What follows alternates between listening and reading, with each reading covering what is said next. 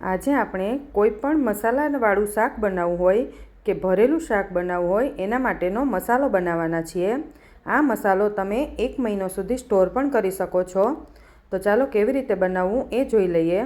એના માટે એક પેનમાં 2 ચમચી જેટલા સિંગના દાણા લઈ લેવાના છે।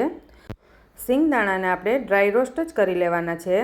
આ રીતે આપણે 3 થી 4 મિનિટ સુધી શેકી લઈશું, એટલે તેનો કલર પણ ચેન્જ નહીં થાય અને અંદરથી જે ભેજ હોય એ નીકળી જશે, કારણ કે આપણે મસાલો સ્ટોર કરવાના હોય છે। એટલે હવે લગભગ 2 મિનિટ આપણે શેકી લીધા છે। પછી આપણે તેમાં 1.5 ચમચી જેટલા તલ એડ કરીશું।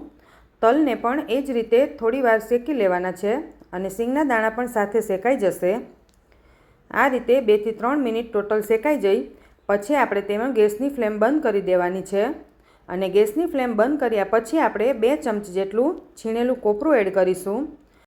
પેન આપણી ગરમ હોય છે, એટલે આપણે જે કોપરું એડ કર્યું છે એ પણ એમાં શેકાઈ જશે। હવે આપણે આ મસાલાને એકદમ ઠંડો થવા દેવાનો છે। તો આપણે તેને એક અલગ પ્લેટમાં કાઢી લઈએ, જેથી જલ્દી એવો ઠંડો થઈ જાય। પ્લેટમાં આપણે મસાલો કાઢી લીધો છે। હવે આપણે તે જ પેન લેવાની છે અને પેન ગરમ પણ છે હજુ, તો આપણે તેમાં 3 ચમચી જેટલો બેસન લઈ લેવાનો છે। પછી બેસનને પણ આપણે આ રીતે ડ્રાય રોસ્ટ જ કરવાનો છે। તેને પણ આપણે 2 થી 3 મિનિટ શેકી લઈશું। બેસન આપણો શેકાઈ જશે એટલે તેનો કલર થોડો એવો ચેન્જ થઈ જશે અને જેમ જેમ બેસન શેકાશે તેમ સુગંધ પણ આવી જશે, એટલે તમને અંદાજો આવી જશે કે બેસન આપણું શેકાઈ ગયો છે। આ રીતે આપણે તેને 3 થી 4 મિનિટ સુધી એકદમ સ્લો ફ્લેમ પર શેકવાનો છે। હાઈ ફ્લેમ પર શેકવાનો નથી, કારણ કે હાઈ ફ્લેમ પર શેકશો તો બેસન આપણો બળી જશે। તો બેસન પણ આપણો શેકાઈ ગયો છે, તમે જોઈ શકો છો કે તેનો કલર થોડો ચેન્જ થઈ ગયો છે। ત્યાં સુધીમાં આપણે જે તલ અને સિંગદાણા જે શેકીને રાખ્યા હતા એ ઠંડા થઈ ગયા છે। તેને આપણે એકદમ પાવડર નથી બનાવવાનો, તેને પલ્સ મોડ પર કરવાનું છે।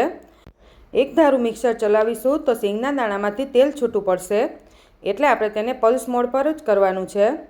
હવે આપણે જે બેસન શેકીને રાખ્યો હતો એ પણ ઠંડો થઈ ગયો છે, તો એ એડ કરી દઈએ। પછી આપણે તેમાં થોડા મસાલા એડ કરી દઈએ। તો 2 ચમચી જેટલું લાલ મરચું પાવડર એડ કરી દેવાનું છે। પછી આપણે તેમાં થોડી હળદર એડ કરી દઈએ। પછી એ 2 ચમચી જેટલું ધાણા જીરું પાવડર એડ કરી દેવાનું।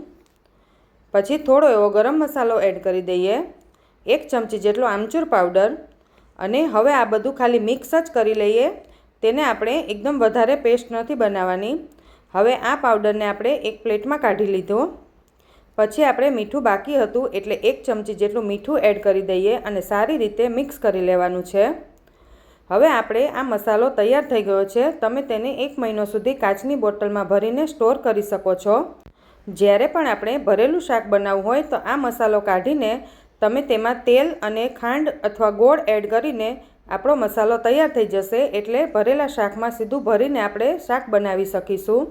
એટલે આપણે એકદમ સહેલું શાક બનાવવું થઈ જશે। આ મસાલો જ્યારે બનાવવાનો હોય, શાક બનાવવાનું હોય તો ઘણો ટાઈમ જતો રહે છે, એટલે આ એકદમ ઝડપથી કામ થઈ જશે। તો આપણો ભરેલા શાકનો મસાલો તૈયાર થઈ ગયો છે અને તમે કોઈ પણ ભીંડાનું શાક હોય, રીંગણા બટેકાનું શાક હોય, કોઈ પણ શાકમાં તમે યુઝ કરી શકો છો। તો તમે પણ ઘરે જરૂરથી ટ્રાય કરજો।